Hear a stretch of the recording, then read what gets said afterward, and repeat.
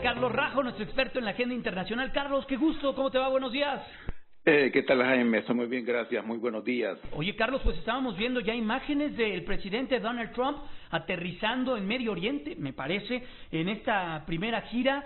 No sé qué tan buena sea, no sé en qué ambiente se esté generando esta primera gira internacional de Donald Trump con lo que está sucediendo en Estados Unidos y con este tema de la investigación rusa. ¿De qué se trata, Carlos?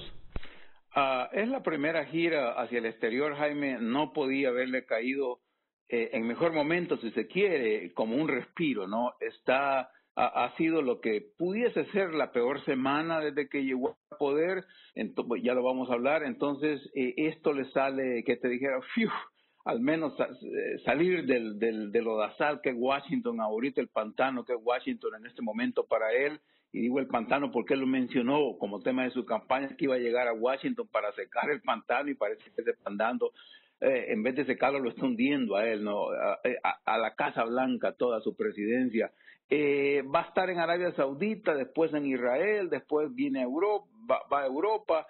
¿Qué te dijera? Lo que esto antes para Obama eran, bueno, en primer lugar, Jaime, hay que decirlo, rompe la tradición de los presidentes. Los primeros viajes eran siempre a México y a Canadá, ¿no? Que son los vecinos y con los cuales tenés que mantener esta buena relación por un millón de razones que no necesito elaborar aquí. En este caso, muy a lo Trump, necio, tratando de ir contra la historia, que te dijera, se va a este viaje. Este viaje es extraño porque, por un lado, bueno, a él se ha filtrado, ya ves que todo se filtra en esta presidencia, no quiere ir, ¿no? El tipo es tan provinciano relativamente hablando, quiere dormir en su cama siempre, no le gusta andar en estos viajes. Segundo, él no entiende, no sabe nada, no tiene paciencia para estar más de 2 minutos en los famosos briefing que le llaman, que es cuando tus asesores te empantanan con un montón de cosas. Mire, simplemente vamos a hablar de esto, 1, 2, 3, 4, todas las diferentes cosas, complejidades del tema. Llegas a Arabia Saudita, un tanto extraño porque ya ves, él hizo su campaña mucho en la idea, no solo decir que los mexicanos eran unos violadores y esto y lo otro, sino que también que los radicales islamitas son los malos de la película, bla, bla, bla, y llegas al país que es precisamente la cuna del Islam, ¿no? Entonces, es un poco extraño. Es como ir a México en este momento, después de que dijiste tanta barbaridad a los mexicanos. Entonces, así es similar a esto. No sé cómo va a hacer un puente entre esas dos ideas, ¿no? Después va a ir a Israel, que obviamente los Netanyahu del mundo le van a hacer alfombra roja, y después se va a Europa. Pero más allá de eso, Jaime, del viaje, ha sido una semana brutal para él. 2 grandes cosas pasaron y muchas otras menores. Las 2 grandes cosas es que se hace público esas cartas, esos memos que el despedido director del FBI aparentemente escribía cada vez que se reunía con Trump. El FBI en Estados Unidos tienen los agentes muy metidos en la cabeza, que cada vez que tienen una reunión, cada vez que tienen algo, al nomás salir, escriben todo.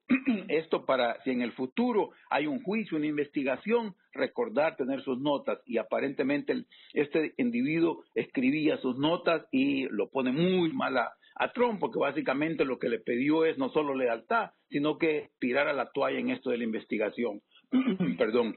Y la segunda cosa es que nombraron a un especial asesor, consejero, no hay una traducción exacta en español, porque no es un fiscal, sino que es un hombre que va a supervisar y se encarga de la investigación que ya el FBI perdón, ha venido haciendo sobre Rusia. Entonces, es un hombre que fue director del FBI, que tiene un prestigio incuestionable, y él es el que va a supervisar esta investigación, que todo lleva a concluir que te dijera, va a ser un ancla que va a tener esta presidencia por 1 o 2 años, en donde siempre va a estar en la noticia sobre lo que está investigando este tipo, esperando que al final, no sabemos qué va a pasar, pero es definitivamente un golpe político tremendo. Ese es un poco así en general el contexto de lo que ha pasado con el gobierno Trump. Oye, Carlos, pero ahora, ¿de qué manera va a estar visitando países sumamente importantes, va a tener hasta una reunión con el Papa Francisco.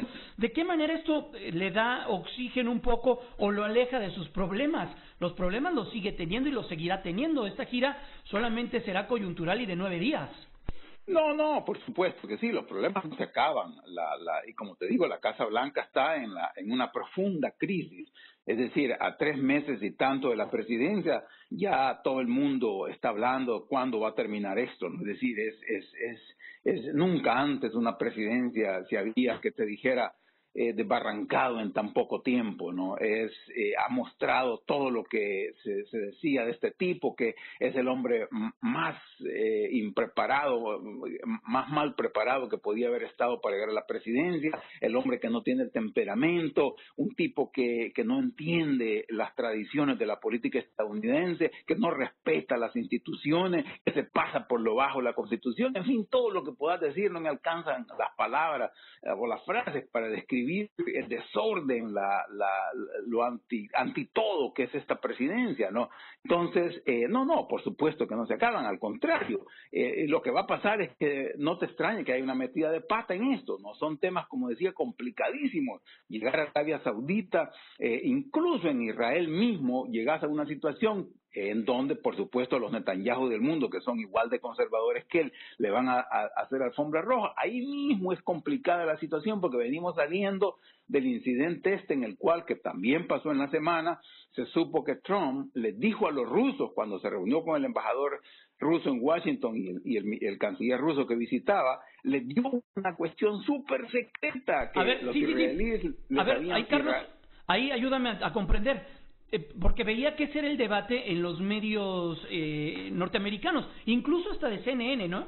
Ya Fox News y todo eso, pues ya vemos más o menos cuál es la línea editorial, pero en CNN se preguntaban, ¿era colaboración o había sido, o se había ido más allá de la lengua y le había otorgado información que no debiesen tener? ¿Tú cómo lo ves? ¿No fue un tema de colaboración para atender los temas del terrorismo a nivel internacional? No, por favor, ahí sonás como que sos de Fox News. No, por favor. No, ¿qué pasó?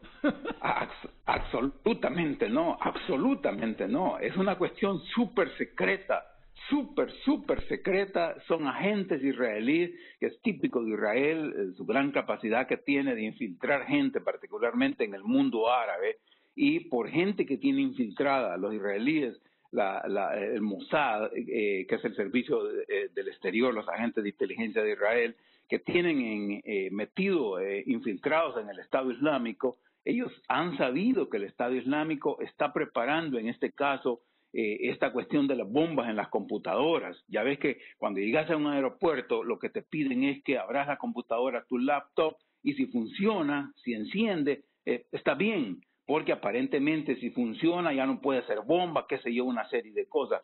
Entonces, aparentemente lo que han tratado, lo que han aprendido estos tipos del Estado Islámico es que aún si te enciende la computadora, es posible meterle en la batería una bomba. Entonces, ese es algo súper secreto que no se sabía, que los israelíes allí que te dijera, habían aprendido, sus agentes metidos, infiltrados en el Estado Islámico, le pasan la información a Estados Unidos, súper secreta, y viene Trump y se las cuenta a los rusos. No puedes hacer eso cuando Rusia, allá a la par de Israel, está metida en Siria, está de socio con Siria, que es enemigo de Israel, pero además, más importante, está metido con Irán, que también es el enemigo último de Israel. No le puedes decir eso a alguien, y aunque solo le digas eso, aunque no le digas quién te dio la información, con solo le digas, miren, sé de esto, fácilmente haces 2 más 2 y llegas a la conclusión quién es el que te dio la información, y obviamente pones en peligro las fuentes. No, es una cuestión gravísima. No ha habido mayor, que te dijera, enojo de Israel, porque Israel, como depende de Estados Unidos, no puede darse el lujo de en público hacer el papelón, pero están muy molestos por esa cuestión. No se hace, un presidente no puede hacer eso, son cuestiones súper secretas de seguridad nacional que no las puedes meter a una conversación con particularmente a tu enemigo estratégico, que es Rusia.